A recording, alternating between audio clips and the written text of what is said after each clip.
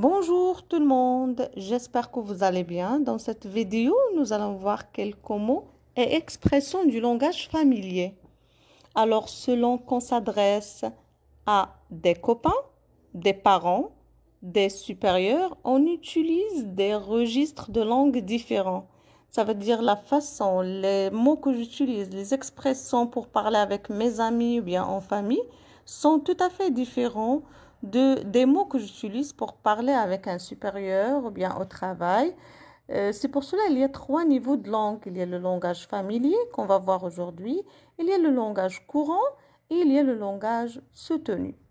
Alors pour le langage familier, c'est un langage souvent utilisé en famille ou bien avec les amis. C'est le langage qu'on entend souvent dans les films, dans les chansons par exemple. Ici, il y a le mot bouquin. Des bouquins, c'est des livres. Par exemple, regarde ces bouquins et choisis le meilleur. D'accord, je prends le rouge. Il y a les mots bouquin, le mot bouquin, il y a aussi le verbe bouquiner. Bouquiner, ça veut dire lire un bouquin. Bouquiner, chaque soir, je bouquine, par exemple. Il y a aussi le mot bagnole. Une bagnole est une voiture. Ah, tu as acheté une nouvelle bagnole? Non, c'est la bagnole de ma sœur. Bien, c'est celle de ma sœur. Donc, bagnole, c'est une voiture. Et on entend souvent et on utilise ce mot dans le langage familier. Il y a aussi le mot fringue, qui veut dire des habits. Oh, tu achètes encore des fringues? C'est trop. Les fringues, ça veut dire les habits. Par exemple, change-moi ces fringues. Elles sont sales. Donc, fringues, c'est les habits. Il y a aussi le mot frigo. Le frigo qui veut dire le réfrigérateur.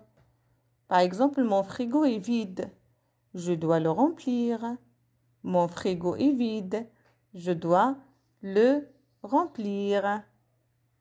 Et frigo, c'est un mot souvent utilisé aussi entre la famille ou bien entre les amis.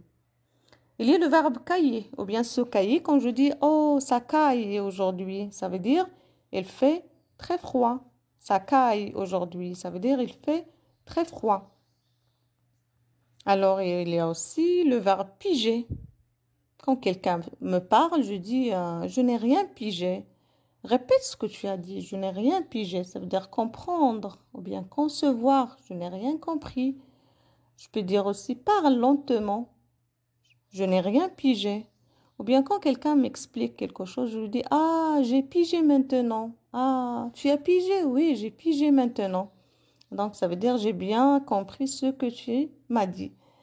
Alors, c'était une petite vidéo dans laquelle nous avons vu le langage familier qu'on utilise avec les amis ou bien en famille. N'oubliez pas de vous abonner pour voir toutes les leçons.